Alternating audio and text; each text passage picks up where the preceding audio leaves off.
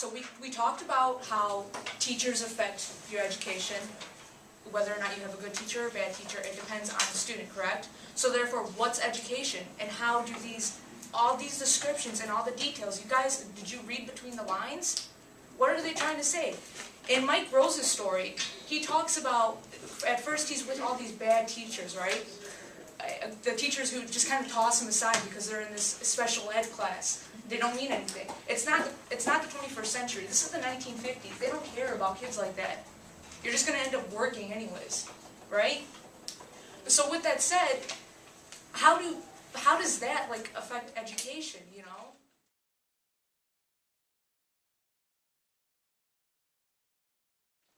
I think go ahead. Oh, I was going to say that based on the time period, like Annalisa said,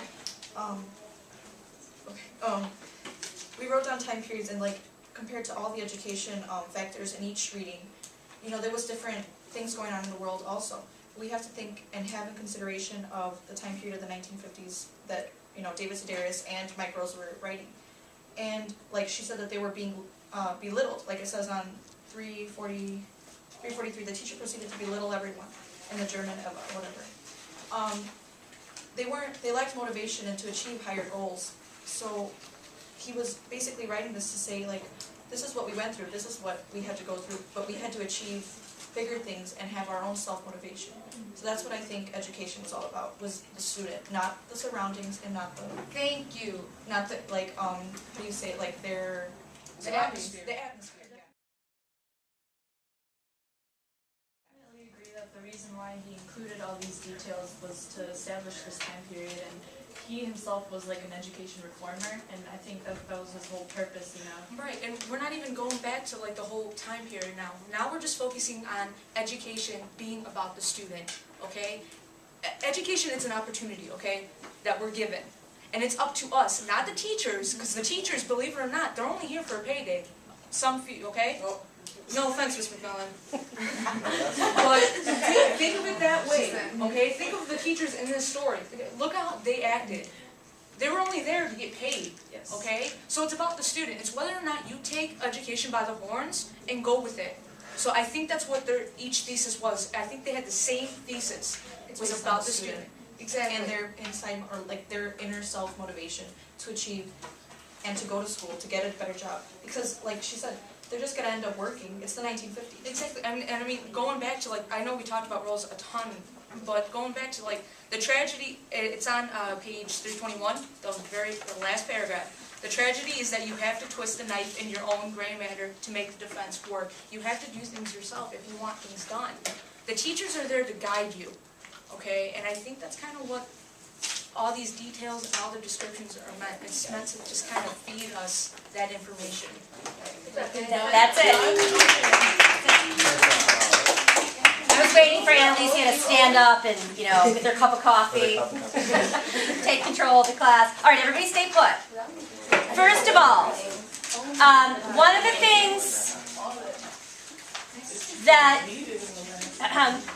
we need to work on for next time is what happens when it turns into just trying to ask questions. Because there were some really, really good questions asked, but people were so concerned with getting their own question asked that they weren't spending time thinking about what somebody else just asked and answering it. Like Caleb had a great question, and everybody just kind of walked around it because they were more concerned about getting their own question asked. Right? That was a great question that he had.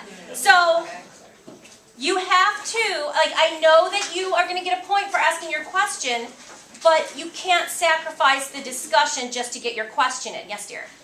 Just going back to Caleb's question, because I was like dancing back here because I wanted to get in. He asked the one about self-reliance, right? Mm-hmm. Conformity. Okay, they talk about how students act when there's other students. Okay, so did you see that happening? yeah, and I was like, why aren't you answering this? Me and Anna were back Yeah, there, we're like what? They didn't answer. Not they didn't answer. All right, what I want you guys to remember is that by next semester, this is going to change into an all hot seat seminar, which means every man for himself, and that if you have something you really want to say, you're going to be able to get up and get somebody out so you can take their place and say it. Okay, so right now we're working on this skill of team building, right, and working together, and how do you support each other. But when we get back after the holidays, it's going to be all hot seat seminar for the rest of the year. So then you will be able to come up and get in, and you won't have to hold yourself back. Okay, every seat will be a hot seat. How do you feel overall compared to the regular Socratic Seminar? How do you compare these two? How did you feel about this? I think this is kind of fun. I like that everyone gets to come in and everyone gets to talk, but it's not kind of like a group discussion where everyone is trying to talk and it's kind of more controlled, but a smaller group. But I also kind of feel like I didn't get as much from it as I normally get because people were just kind of more concerned about trying to get their own points in and trying to get points so that they don't have to do the FRQ. Okay. So I kind of feel like, not that, like I like the idea that like I don't have to do an FRQ if I win or whatever, but I kind of feel like it would have been better if that wasn't. Okay. Like an option, right? Because it kind of pressured people just to Yeah, it felt more like a build game. up the points instead of actually Okay. getting through the test. Yeah. Okay. I think, I totally agree with what Abby said, because I think it was an excellent way to build, like, friendships and to get everyone in here. It was fair, okay, everyone was able to throw their own 2 cents, but not everyone talked. People, and like Abby said, people were just too concerned about getting points. It turned into something that we had to do and something that. Okay, so for next time, you have to pay attention to that, and you need to regulate that, okay? If I need to take the point per question off the board to prevent that, then I will. Okay, is that something that might work if I take that point off per question? Okay, because again, you're being evaluated on how well can you transition naturally to the questions, and you guys you did that really well at the beginning, but then as time went on, you kind of forgot about the natural transition of the discussion, and instead we're just throwing in questions, okay, and not really allowing for authentic discussion. But I thought overall you guys did a pretty good job. And then tomorrow I'll let you know which team is released from the FRQ. All right? I have, yes, here. I Penny? disagree with Annalise's last thought. All right, go ahead. Okay.